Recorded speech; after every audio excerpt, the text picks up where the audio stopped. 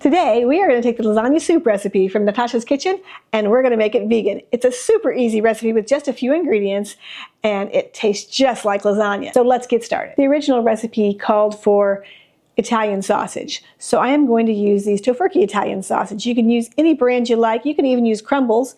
And we're going to saute those until they're nice and brown because that brown color gives it a lot of flavor. Once these are nice and brown, we are going to go ahead and add the onion. And I'm going to add a few extra vegetables to this soup. So we're going to add some peppers here, and I'm going to add some spinach later. So let's get these sauteing and cooking until they are soft. Now that our onions and peppers are soft, I am going to go ahead and add in my seasonings. We're going to use some minced garlic, some oregano, some dried basil, and some tomato paste. I like to buy the tomato paste in a tube like this because it's easier to save. You don't have to use a whole can. And now we are going to cook that down a little bit and get those flavors mingling before we add our 4 cups of no beef broth. You just add 1 teaspoon of this no beef bouillon to a cup of water and you end up with a cup of bouillon. So I've got 4 teaspoons of bouillon and 4 cups of water. We're going to go ahead and get all that mixed in and go ahead and add a can of crushed tomatoes or petite diced tomatoes and let that cook. Now that our soup is boiling, we want to go ahead and add our pasta. Today I'm using chickpea pasta, but you can use any pasta you like. And we're going to let that cook for about 7 minutes until our pasta is cooked. And then we'll add a few more ingredients. If you're using chickpea pasta, you don't want to overcook your pasta because it will start to fall apart.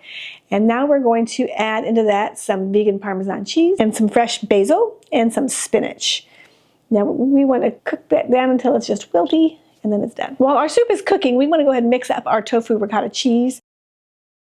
We have 1 package of firm tofu here that I've drained all the water out. I'm going to add some lemon juice, and then I want to add a little bit of olive oil and some nutritional yeast flakes, along with some seasonings like basil and crushed red pepper and salt. I'm also adding in some plant yogurt. This is plain yogurt to give some creaminess to our ricotta cheese. I'm going to stir that all together. I also like to get in here with a potato masher because that mashes up nice and fine. If you want this to be super thin, you can use a food processor. I'm going to also add a little bit of sweetener and then some basil, and I'm going to continue to mash that.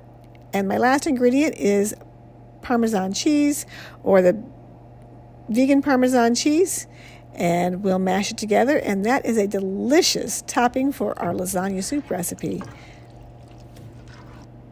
I am going to serve that up in a bowl with a delicious piece of multigrain bread that I've toasted with some garlic. So here's our hearty lasagna soup. Thank you, Natasha, for this recipe. It's so good.